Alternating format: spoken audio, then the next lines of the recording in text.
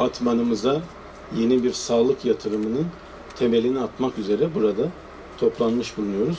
Bundan son derece memnunuz. Çünkü sağlık yatırımı ister kamu olsun ister özel olsun Batman'a çok ciddi değer katıyorlar.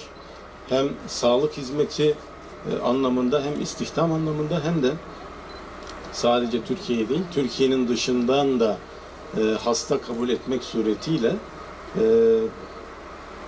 ciddi bir döviz katkısı da ülkemize bu hastanelerimiz sağlıyor.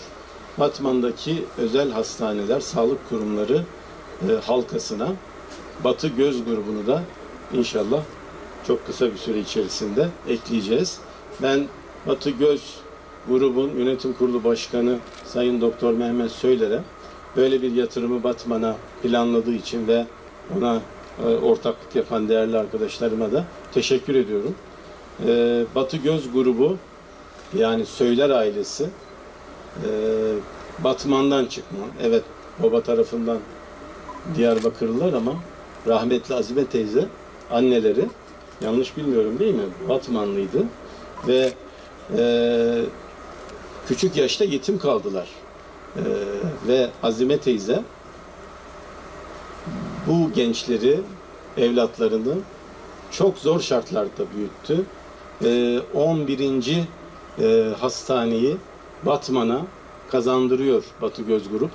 Bunun sonucu olarak büyük bir sağlık zinciri ve çok sayıda insana istihdam sağlayan, çok hastaya hizmet veren, çok kişiye kendi memleketinde şifa bulma imkanı sağlayan bir hizmeti Söyler ailesi Batman'a getiriyor.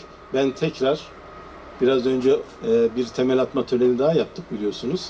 Rahmetli Azime teyzemizin adına bir taziye evinin de temelini attık. İkisi beraber yürüyecek bu iki inşaatın. Bu Söyler ailesini bu noktaya getiren aslında Batı Göz grubun da bence banisi olan rahmetli Azime teyzemizi rahmetle anıyorum. Dünyanın dört bir yanında hastaneleri var. Çok başarılı hizmet ediyorlar.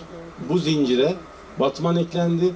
Batman'daki hastane de ben umuyorum ki komşu ülkelerden de hasta çekecek ve tedavi olacak bir sağlık merkezi haline Batman inşallah son yatırımlarla beraber hızla gelecektir.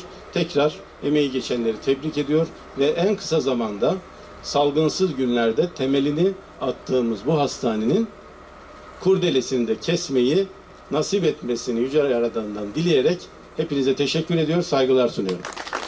Hikayesinin zincirindeki 10. halkasını inşallah temelini atmaya çalışacağız, temelini atacağız.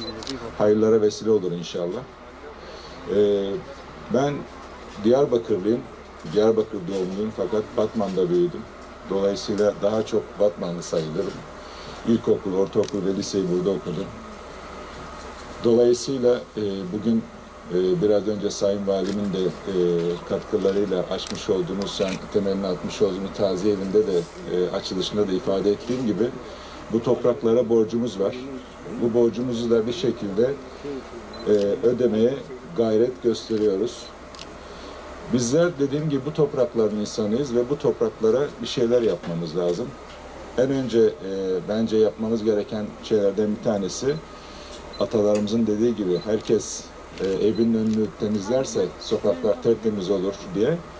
Biz de herkes kendi branşında, kendi mesleğinde bu şehre bir şeyler yaparsa çok şehrin kalkınacağını ve şehrin ekonomisine ciddi katkılar sağlayacağını biliyoruz.